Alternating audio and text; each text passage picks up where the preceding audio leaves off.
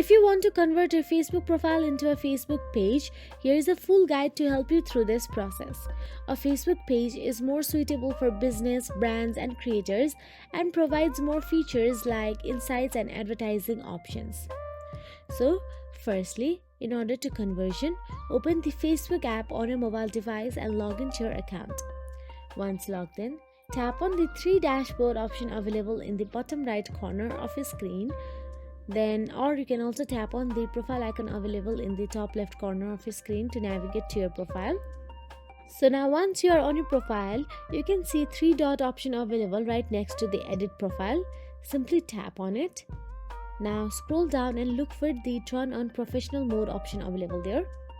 Now simply tap on the turn on professional mode and turn on the professional mode. Now what happens is the conversion process retains your profile's friend as followers of the page, and your photos, videos and posts will be transferred, but your personal posts and interactions will not be transferred to the page.